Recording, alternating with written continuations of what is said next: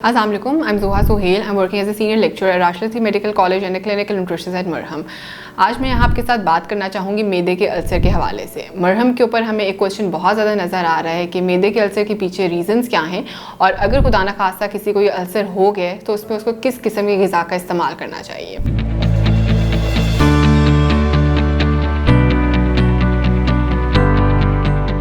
میدے کے السر کے پیچھے بہت سی ریزنز ہیں ہمارے پاس، جس میں سٹریس بھی آ جاتا ہے، پین کلرز کا بہت زیادہ استعمال بھی آ جاتا ہے. ایچ پائلورائی اگر آپ کی باڈی کے اندر، آپ کے میدے میں آ گیا ہے تو وہ بھی آپ کے میدے کے اندر السر کی ریزن بن سکتا ہے. اسپائسی فوڈز، بہت سے لوگ پاکستان میں اسپائسی کھانے کھاتے ہیں، بہت زیادہ مسالے والی چیزیں کھاتے ہیں، مرچوں والی چیزیں کھاتے ہیں، تو بہت زیادہ اسپائسز کا استعمال، جس میں اسپیسیفکلی لال مرچ آ جاتی ہے، ریڈ چلی جس کو ہم کہتے ہیں. تو ان چیزوں کی وجہ سے آپ کی باڈی کے اندر، آپ کے میدے کے اندر، آپ کی جو میدے کی لائننگ ہے وہ خراب ہو جاتی ہے اور السر کی شکایت کا باعث بنتی ہے. اب اگر میں یہاں بات کروں کہ آپ نے کس قسم کی غذا کا استعمال کرنا ہے تاکہ آپ میدے کے السر کے اندر جب ہوں تو آپ کو زیادہ پریشانی کا سامنا نہ کرنا پڑے، تو اس میں سب سے پہلے آپ نے 3 چیزوں کا خیال رکھنا ہے کہ آپ نے بہت زیادہ گرم ٹھنڈی چیزوں کا استعمال نہیں کرنا، چھلکے والی چیزوں کا استعمال نہیں کرنا، اور ایسی چیزیں جو میدے کی تیزابیت کو خراب کریں ان کا استعمال نہیں کرنا. اب اگر میں بات کروں کہ ٹھنڈے گرم چیزوں میں کیا آ جاتا ہے، تو اس میں آپ کے پاس بہت زیادہ ٹھنڈی چیزوں میں آئس کریمز اویلیبل ہیں، ڈیزرٹس ہیں، ایسی میٹھی چیزیں کہ جو ہم بہت زیادہ ٹھنڈی کر کے کھاتے ہیں ان کا استعمال نہیں کرنا، برف کا استعمال نہیں کرنا، ٹھنڈے مشروب نہیں کنزیوم کرنے.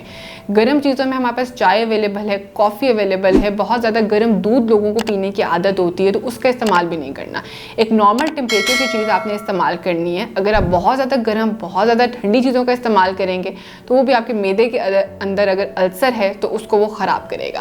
اس کے علاوہ جیسے میں نے بتایا چھلکے والی چیزیں، چھلکے والی چیزوں میں آپ کے پاس آ جاتا ہے بران، جس میں آپ کا چوکر والا آٹا آ جاتا ہے. آپ کے پاس ایسی ڈبل روٹی آ جاتی ہے جس میں چوکر لگا ہوا ہے. آپ کے پاس چھلکے والے پھل آ جاتے ہیں، بہت سے لوگ سیب چھلکے کے ساتھ کھاتے ہیں، امرود چھلکے کے ساتھ کھاتے ہیں، کنوں کے اوپر جو وائٹ کلر کے فلیکس لگے ہوتے ہیں ان کا استعمال کرتے ہیں، بادام کے اوپر چھلکا ہے، بادام کا استعمال، اخروٹ کا استعمال. یہ چیزیں ایسی ہیں کہ جن کے اوپر چھلکا لگا ہوا ہے اور یہ آپ کے میدے کے اندر جو لائننگ ہے جہاں پر السر بنا ہوا ہے اس کو خراب کرنے میں رول پلے کرتی ہیں.